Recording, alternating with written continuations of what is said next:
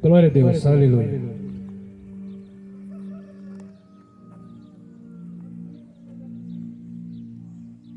Boa tarde. Que a paz do Senhor Jesus possa reinar no seu coração neste dia de hoje. Eu venho neste dia pregar o Evangelho, a palavra do Senhor e Salvador, Jesus Cristo. É uma ordem de Cristo Jesus para todos aqueles que se dizem ser filhos, servos e discípulos de Deus. Jesus falou em Marcos 16:15: Ide por todo este mundo e pregai o meu evangelho. É uma ordenança do Senhor e Salvador Jesus Cristo. Porque aqueles que é salvo, restaurado, liberto por Cristo Jesus, obviamente é um fato que vai querer que outras pessoas conheçam esse Cristo. Porque Jesus disse: ide pelos quatro cantos dessa terra e sejai as minhas testemunhas.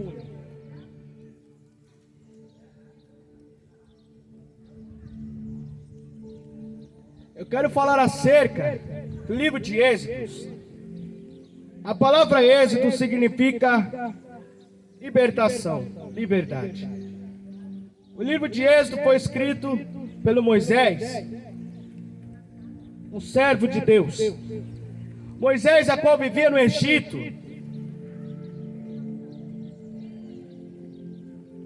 Moisés, a sua vida foi salva por uma princesa egípcia. A palavra Moisés significa aquele que vem das águas. O faraó do Egito, o rei do Egito, mandou matar as crianças recém-nascidas do Egito. Porém, os pais de Moisés colocou ele num cesto sobre as águas, e essas águas levou Moisés até a princesa. E a princesa começou a criar Moisés.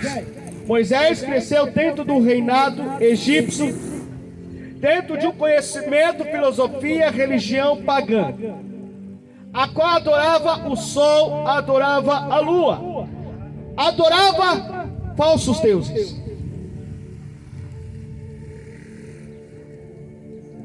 Adorava a deusa Osíris, adorava Ra, adorava Anubis. Só que Moisés, ele veio de um povo hebreu. O povo hebreu recebeu uma promessa de Deus. Quando Deus falou com Abraão, falou: Abraão, assim será a sua descendência, estrelas dos céus e como a areia do mar, assim será a sua descendência, Abraão. Mas a sua descendência chegará o tempo que ficará escravo. Durante 400 anos irão ficar cativos. Moisés foi o líder escolhido por Deus para libertar o povo do Egito.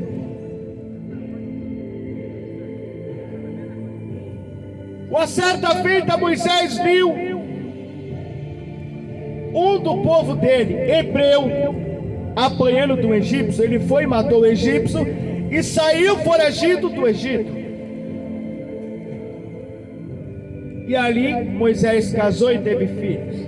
Uma certa feita eles subiram até o monte,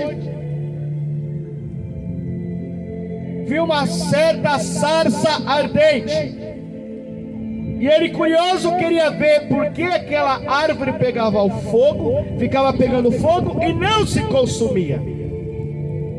Ele ficou curioso. Só que aí de dentro da sarça, ele ouve a voz de Deus e fala: Moisés, Moisés, tira as tuas sandálias, que é onde tu pisa é terra santa. Pastor, mas o que quer dizer quando Deus falou isso a Moisés? As sandálias muitas vezes é o orgulho do ser humano. As sandálias certas vezes é a hipocrisia e a mentira. As sandálias nos tempos de hoje muitas vezes é um vício, é uma idolatria. Porque idolatria não é somente adorar a imagem feita por mãos de homem. Tem muitos pais que idolatram os filhos mais do que o próprio Deus. Tem muitos pais que idolatram mais os filhos e não cuidam do matrimônio conjugal, o casamento. Tem muito homem que idolatra a tua esposa, é como se fosse um Deus. Tem muitas esposas que idolatram o teu marido, como se fosse um Deus. Idolatria é tudo aquilo que você coloca mais do que Deus no teu coração. Gasta mais tempo na frente de uma televisão, mas não fica 5 minutinhos de orando ao Senhor, conhecendo a Deus, dialogando com Deus, mas fica 10, 5 horas na frente da televisão. Isso se torna uma idolatria. Não consegue ir para o culto cultuar a Deus, mas vai no show do Justin Bieber, vai no show de forró, vai no show de funk, vai no show de pagode, mas se chamar vamos cultuar a Deus, vamos tentar nos transformar, vamos tentar mudar nossa vida, não. Isso é uma idolatria. Então idolatria é tudo aquilo que está no coração do homem, que toma o lugar do próprio Deus. É muita idolatria no coração dos homens. Quando eu falo homem, eu falo no plural, no geral, homens e mulheres. É muita idolatria no coração da humanidade.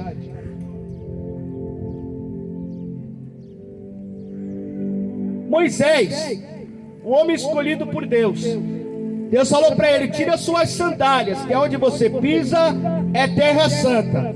Deus estava dizendo para Moisés: Moisés, eu quero te usar, libertar o povo lá do Egito, mas primeiro conserta a tua vida. Volta ao Egito e peça perdão pelo teu feito, por você ter matado o homem egípcio.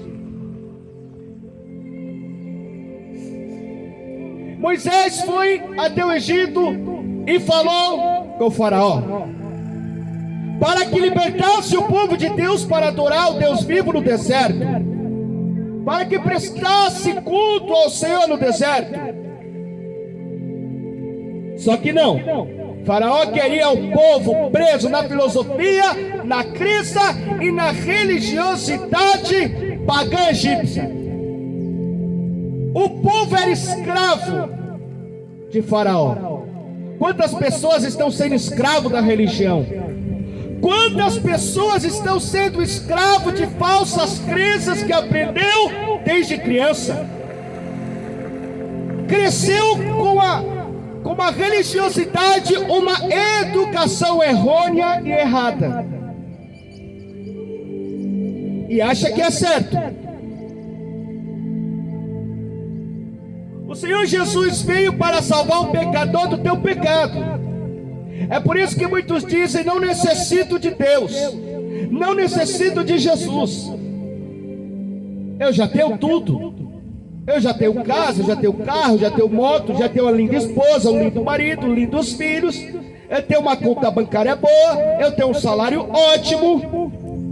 Mas em Apocalipse capítulo 3, versículo 17 e 18 vai dizer: você que disse ter tudo, mas não tem nada. Você que se diz ter tudo, não passa de cego, surdo, mudo, desgraçado. Olha o que Cristo vai dizer. Aquele que diz ter tudo e não necessita de médico, não necessita de ajuda,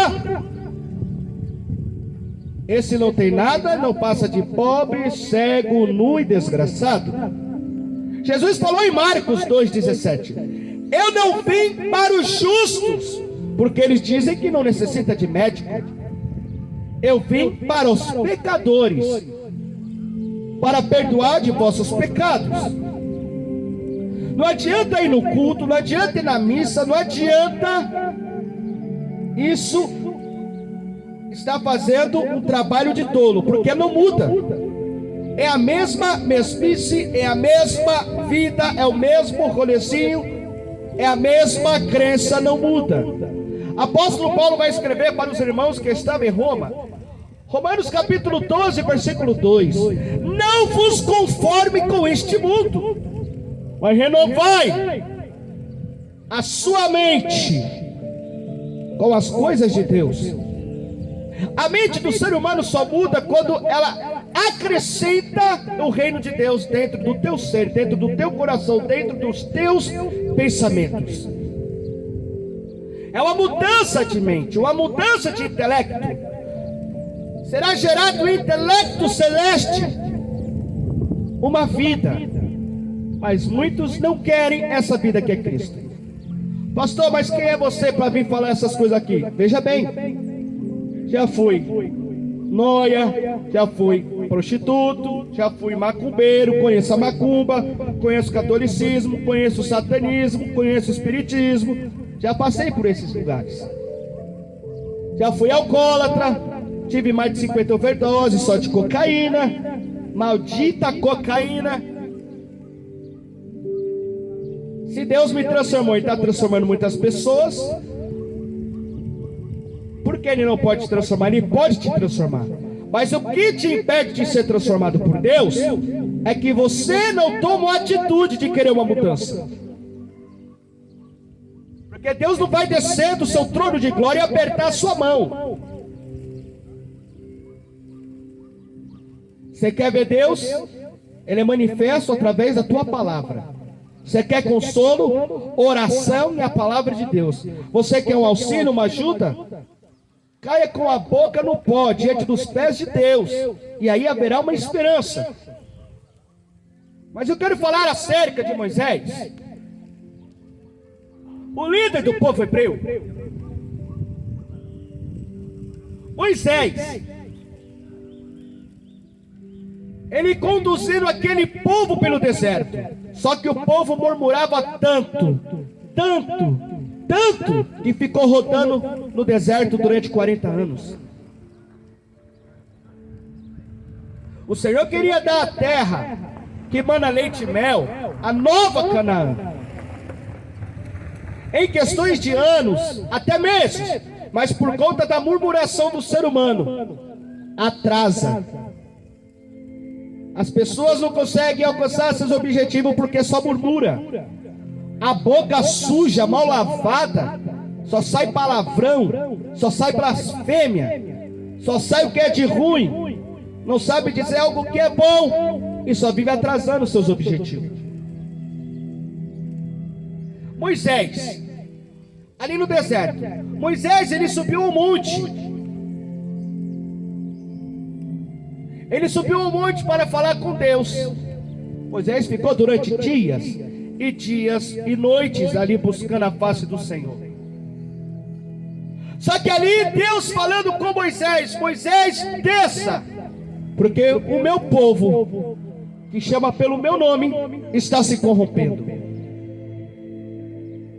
O povo que viu a coluna de fogo sobrenatural de Deus, guiando o povo no deserto, naquele escuro, naquele frio, uma coluna de fogo guiava o povo.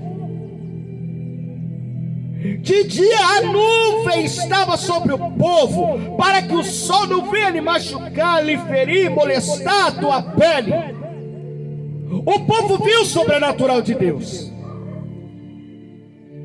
O povo participou do maná celeste. Deus mandava maná do céu. Deus enviava providência. E mesmo assim, o povo virou as costas para Deus. Enquanto Moisés estava no monte intercedendo pelo povo, o povo estava dizendo para Arão, irmão de Moisés: onde está este homem que se chama Moisés, que nos tira da terra do Egito? Queremos adorar a Deus. Faça um Deus para nós. Arão, persuadido pelo povo, caiu nesse grande pecado. Fizeram uma imagem de um bezerro de ouro e começaram a dançar. E começaram a adorar a imagem de escultura feita pela mão dos homens, porque eles queriam adorar um Deus e fizeram um Deus próprio para si.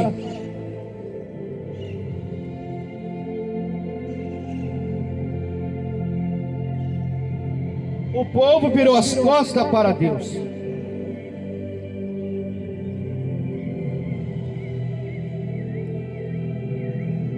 Então disse o Senhor a Moisés: vai e desce, porque o teu povo que fizeste subir do Egito, o seu povo que eu tirei do Egito, tem se corrompido.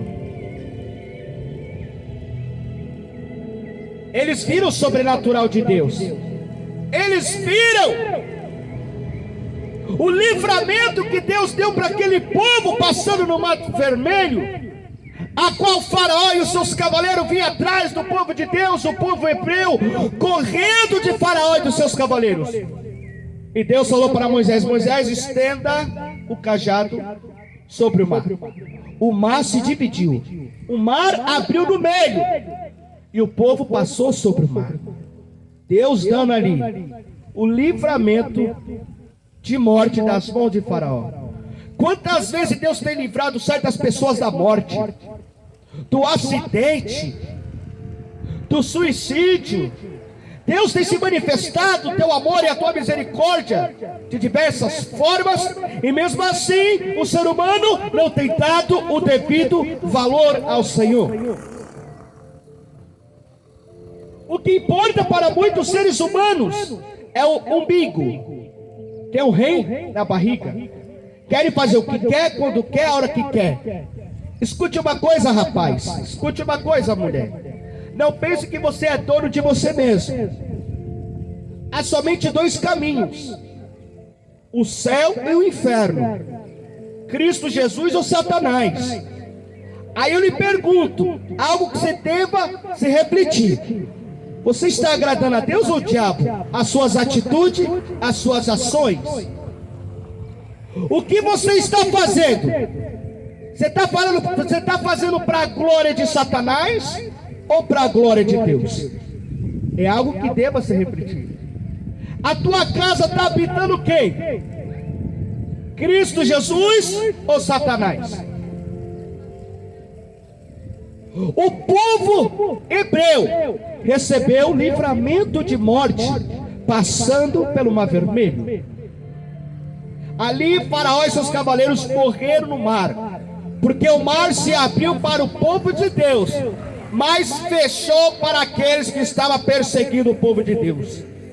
Aquele povo morreu, o povo egípcio, os cavaleiros de Faraó, morreu no Mar Vermelho. E Deus conduziu o povo à noite, naquele frio. A coluna de fogo ia na frente do povo, aquecendo o povo do frio, iluminando a sua noite. De dia, a nuvem iria sobre o povo, acima do povo, para que vinham ficar debaixo de uma sombra, e para que o sol não venha machucar a pele do povo hebreu. Mas assim que o líder, assim que Moisés subiu ao monte para pegar os 10 mandamentos, para que pudesse colocar a regra no meio desse povo, o povo se corrompeu. O povo fez bezerro de ouro.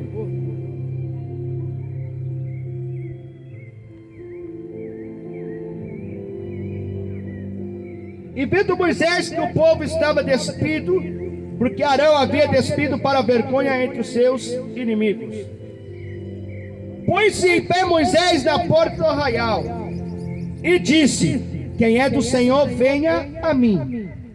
Então se ajuntarão ele e todos os filhos de Levi. E disse assim o Senhor, o Deus de Israel: cada um põe a sua espada sobre a sua coxa, e passai e tornai pelo arraial, de porta em porta. Mate cada um ao seu irmão e cada um ao seu amigo, a cada um ao seu próximo. E os filhos de Levi fizeram conforme a palavra de Deus.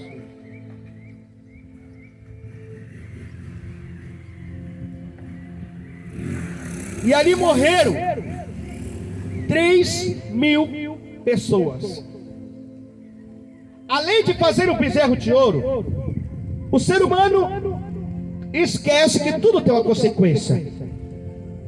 E tem certas consequências que conduzem à morte. E se morrer na consequência do pecado, vai direto para o inferno. Ali Moisés falou: o povo que se arrependa, venha para o meu lado, que se arrependa desse grande pecado. Uns vieram para o lado de Moisés se arrependendo, porque tinha adorado uma imagem de escultura, porque tinha adorado o bezerro de ouro. O povo se arrependeu daquele grande mal. E Arão, quando foi falar com Moisés, quando Moisés desceu do monte e viu o povo dançando em volta do bezerro de ouro, e Arão disse: mas Moisés, você não sabe que esse povo é desobediente, esse povo é rebelde, esse povo é maligno, Moisés. Se não fizesse a imagem de escultura para que eles adorassem, eles iriam me matar. Mas o povo se arrependeu. Alguns vieram para o lado de Moisés, aqueles que não se arrependeram do teu pecado, aqueles que não se arrependeram por levantar uma imagem de escultura feita das mãos dos homens, morreram. 3.000 pessoas morreram. Os idólatras morreram. Mas pastor, nós não adoramos imagem, as imagens sacras, nós a reverenciamos. A palavra reverenciar no dicionário significa adorar.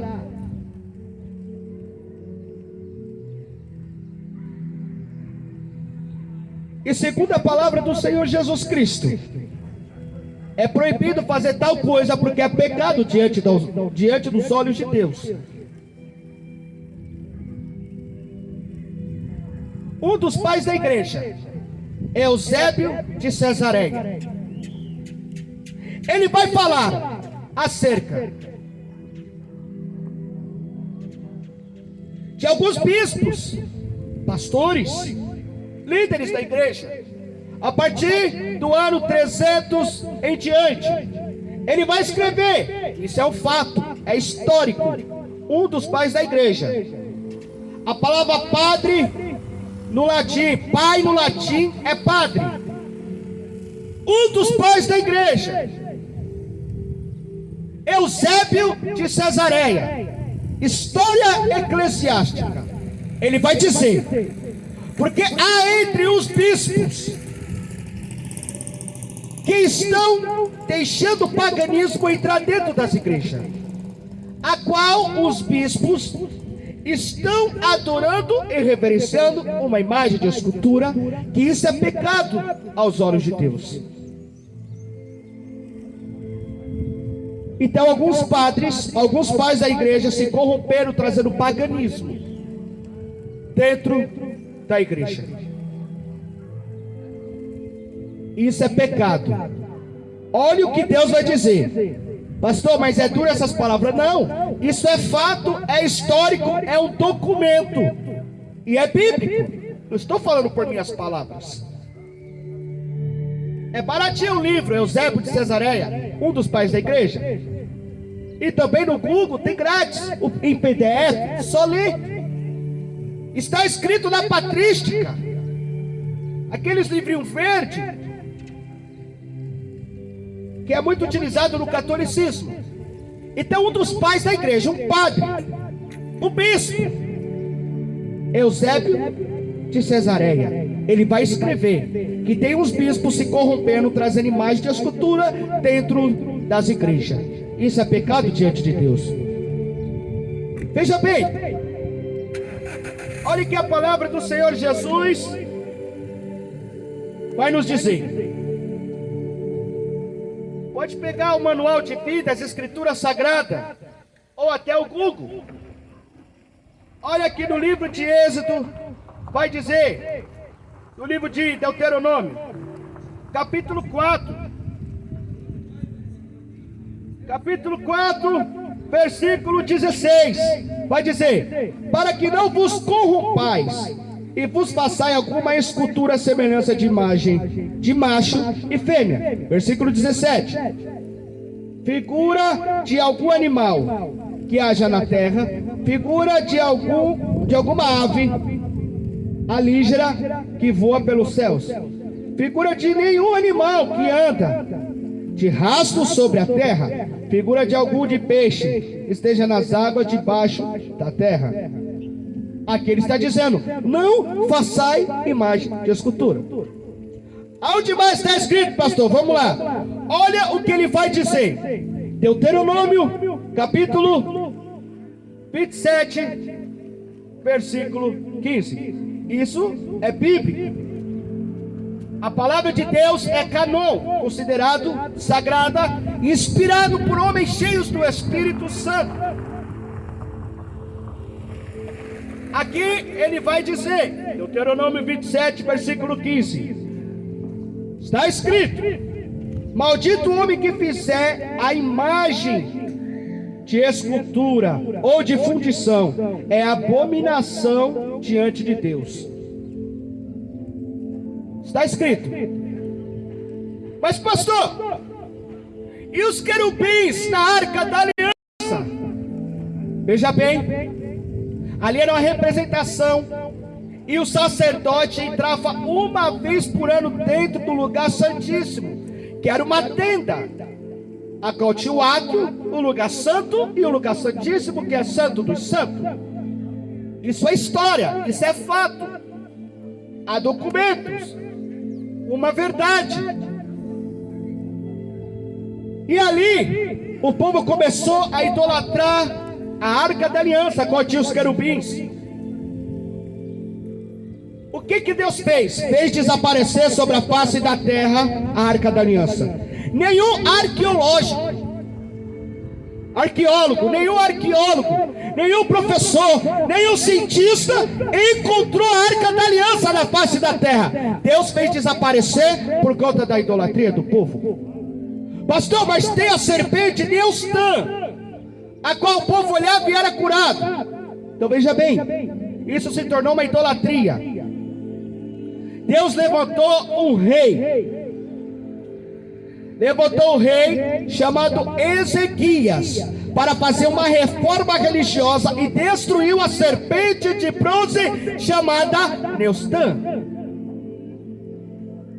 Destruiu a serpente. Não tem argumento para que possa adorar imagem feita de madeira, ferro, osso, prata, ouro, de barro, de gesso. Não tem argumento para que possa executar estas coisas, porque é abominação diante de Deus, é pecado. E o pecado não deixado, não se arrepender perante o pecado e não largar o pecado, é lançado no inferno. Então veja bem,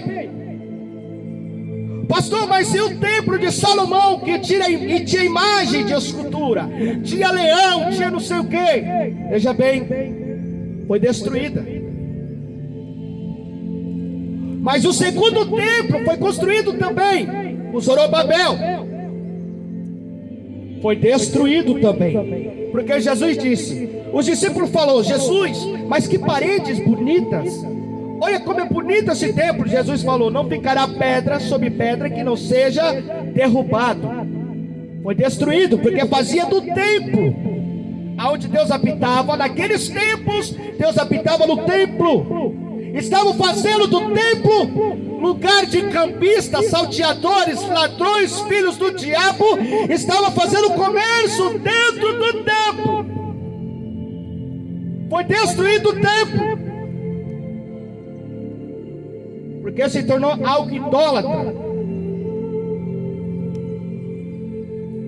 tornou algo idólatra. Não há argumento para isso, para que possa adorar a imagem de escultura. Não há argumento. A Bíblia vai dizer também, Paulo, apóstolo Paulo, vai escrever aos Coríntios,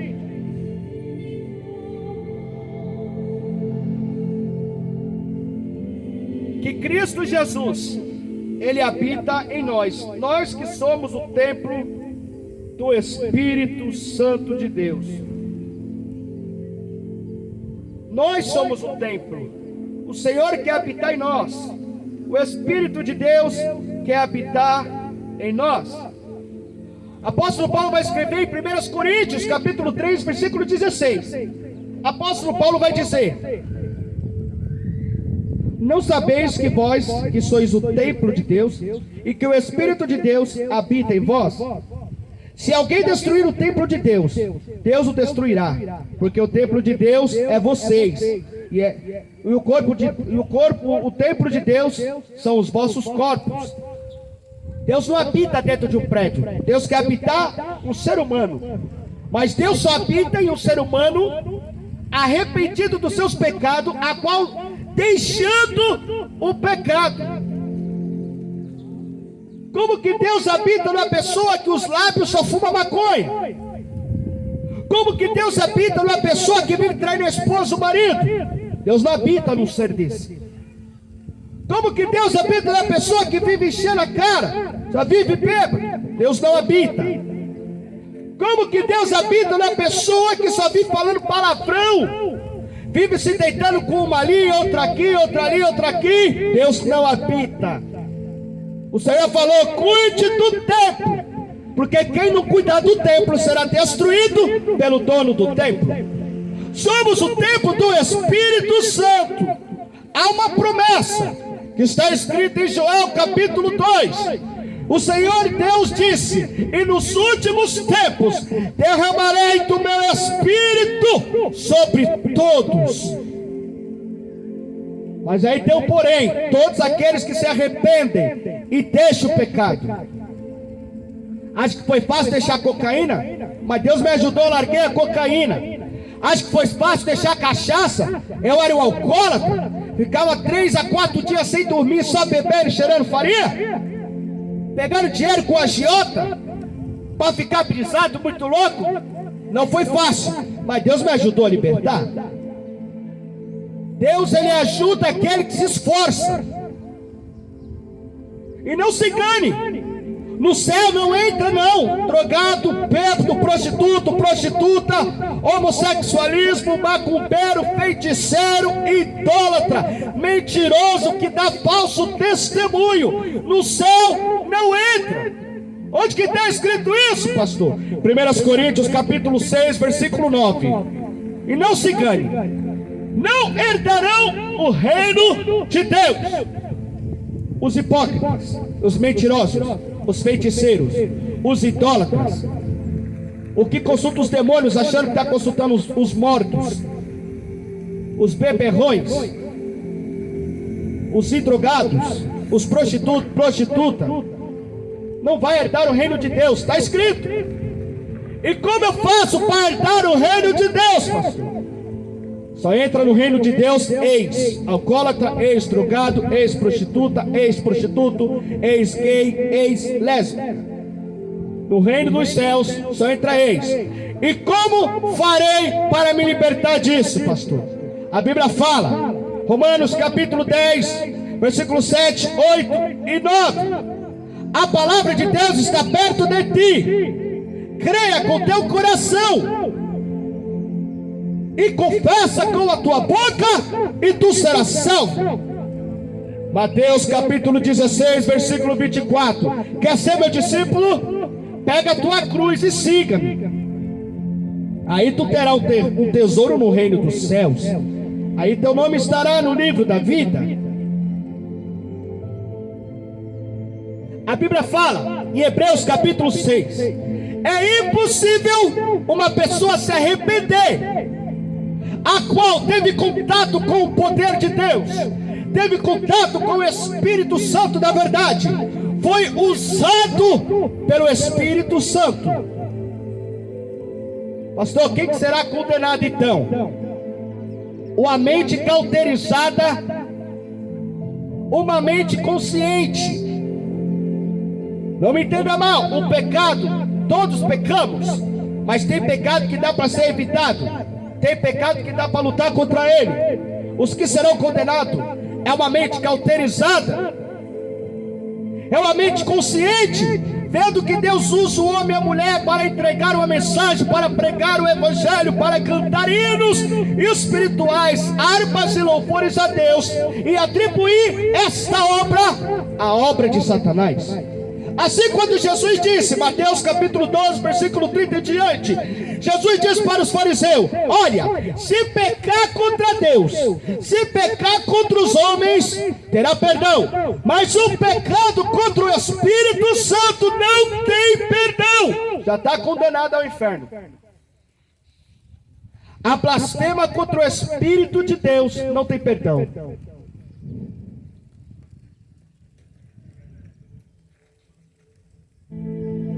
Não tem perdão a blasfêmia contra o Espírito Santo. E o que é a blasfêmia? É você estar consciente, lúcido, saber que é uma verdade e dizer que é uma mentira, dizendo que é obra do diabo. É atribuir as obras das mãos de Deus, o sobrenatural que vem de Deus, o mover do Espírito Santo, dizer que é algo de Beelzebul, dizer que é algo satânico, conscientemente, sabendo o que vai falar, já está condenado, já está condenado. Uma ignorância é diferente de uma mente consciente, porque uma mente consciente é saber que está fazendo, falando. Uma mente ignorante é uma mente com falta do conhecimento. A palavra ignorância no dicionário é a falta do conhecimento. No livro de Atos capítulo 7, Deus vai dizer: eu não levo em conta o tempo da ignorância, a falta do conhecimento do povo, mas que o povo receba a verdade, e que nos quatro cantos da terra o povo venha se arrepender dos seus pecados.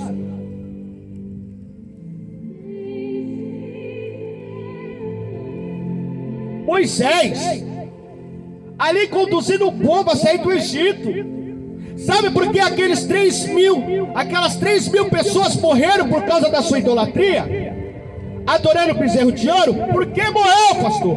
Porque estava consciente, sabendo que Deus, o Todo-Poderoso, não admite esse pecado. A questão é, o povo sabia o que estava fazendo, sabendo o que estava errado, mesmo assim fez. Sabia que não podia, executou o erro, executou a mentira.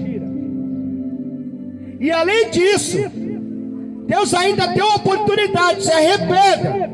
Não quiseram se arrepender. Morreu 3 mil pessoas.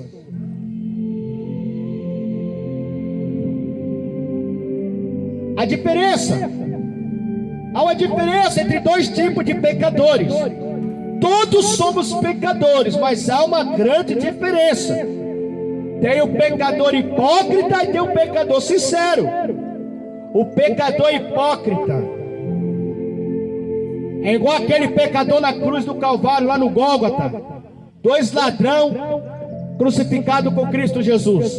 O ladrão hipócrita disse: desça daí, você não é filho de Deus, nos salve, salve-se a ti mesmo e salve-se a nós. Tu não é filho de Deus? O outro ladrão, naquele julgamento, naquele juízo que estava recebendo, ele falou: olha, merecemos esse juízo da parte dos homens e da parte de Deus.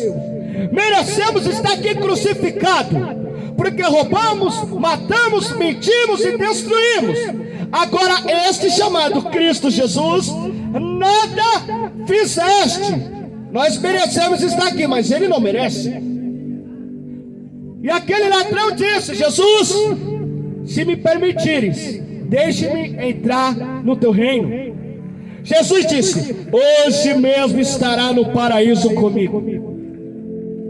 A diferença do hipócrita para o sincero é que o pecador hipócrita não reconhece que errou. O pecador hipócrita não luta para mudar. O pecador hipócrita não se arrepende. O pecador hipócrita é orgulhoso, avarento, soberbo. O pecador hipócrita não reconhece quando erra. Já o pecador sincero, ele erra, ele pecou, ele chora nos pés de Deus. Ele busca uma ajuda. Ele busca querer uma transformação. Ele busca querer uma diferença na tua vida. Ele busca um auxílio.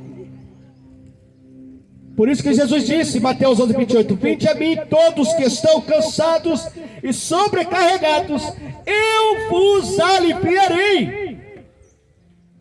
Eu darei descanso para a vossa alma. Eu pego o fardo pesado e te dou um fardo leve.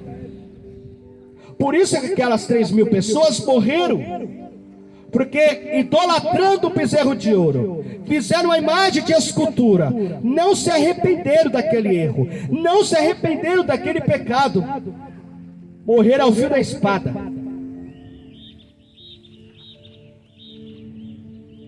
O Senhor, por isso que vai dizer em Marcos 2,17, eu não vim para o justo já disse que não necessita de médico. Esse é o pecador hipócrita. Ele diz que não necessita de médico. Ele diz que não errou. Ele se diz que já é justo. Ele se diz que é certinho, sendo que está todo torto. Ele diz que não fez nada, sendo que fez muita coisa. É o pecador hipócrita. É aquele que se acha justo. A Bíblia vai dizer que a justiça das mãos dos homens não passa de trapo de imundícia, porque a verdadeira justiça vem de Deus. É por isso que Jesus disse em Marcos 2,17, eu não vim para o justo, para o hipócrita, que diz que não necessita de médico. Eu vim para os pecadores, para tornarem eles ricos na fé. A maior riqueza é a riqueza da fé. A maior riqueza é os tesouros celestial. A maior riqueza é ter o nome escrito no livro da vida. É esterco, ter status, fama, estrelismo nessa terra. Que adianta ganhar o mundo todo e a alma está indo para o inferno?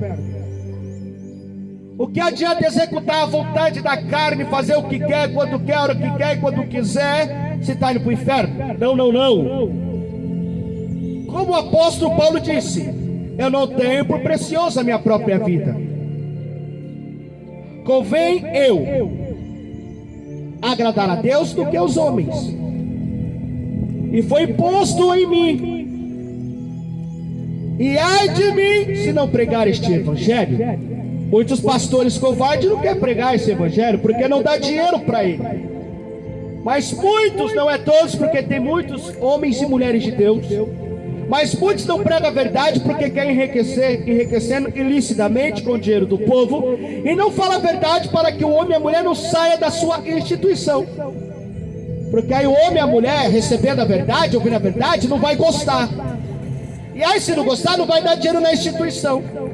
Mas como não necessito disso, eu preciso de Cristo. E como não tenho rabo preso com o homem, nem com Satanás, e não me importa se morrer ou apanhar, pregar no evangelho, o que convém e o que vem a prover é que a verdade venha a ser pregada, é que a verdade venha a ser falada.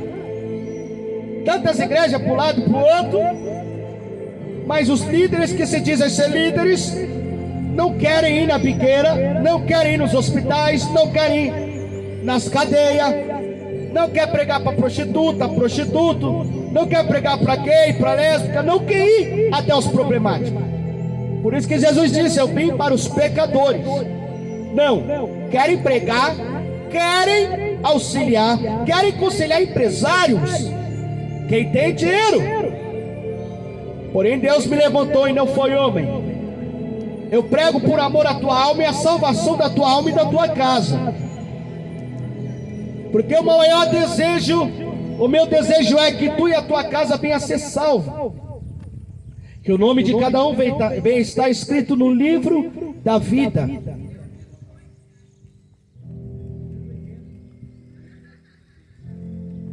Se você está na terra, ainda há esperança para você. Pastor, eu não consigo largar a pinga, a droga, a mentira. Consegue, Deus vai te ajudar. Mas você está fazendo o que para conseguir vencer? Que atitudes e ações você está tomando? Está se afastando de más companhia? Porque se você quer parar de beber, parar de usar droga, parar de fazer o que é errado, você tem que sair da rodinha das pessoas que fazem isso. Se você não deixar de praticar essas rodinhas, você vai ficar sempre no erro. Não tem como. Não tem como. Você tem que tomar certas atitudes e ações. Não é que você vai desprezar os colegas, não. Mas, se os colegas estão ali numa rodinha onde há bebida, droga, é algo que você quer vencer, e você está ali no meio, você não vai vencer. Não tem como. Não tem como isso. Aí não vai vencer nunca. Está buscando conhecer a Deus e as suas escrituras? Está buscando conhecer a palavra? Está orando, está jejuando, está cultuando a Deus com homens e mulheres que dão bom testemunho, não palhaços que envergonham o nome de Cristo Jesus. Porque eu conheço muitos nesse Guaratinguetá. Envergonham o nome de Deus, dão falso testemunho, não dão exemplo.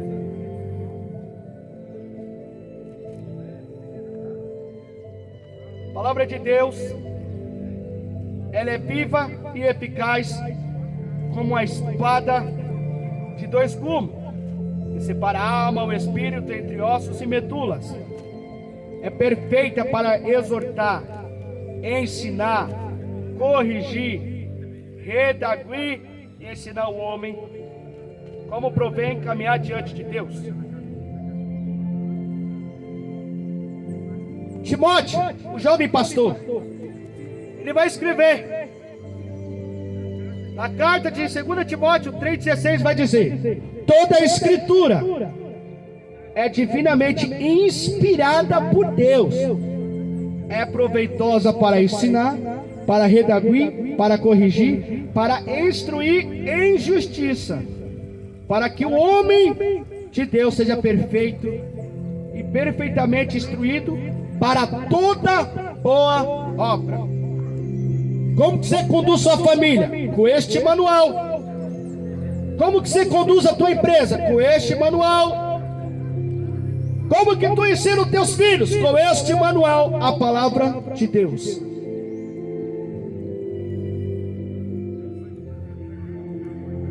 Quem crê, conforme está escrito em Marcos 16:16, quem crê e for batizado será salvo. Quem não crê já está condenado. Quem não crê é rejeitar essas verdades. Quem não crê é rejeitar fatos. Quem não crê é rejeitar história. Quem não crê já está condenado. Então esforce-te para entrar no reino de Deus. Porque o céu é para todo pecador que crê e se arrepende dos seus pecados.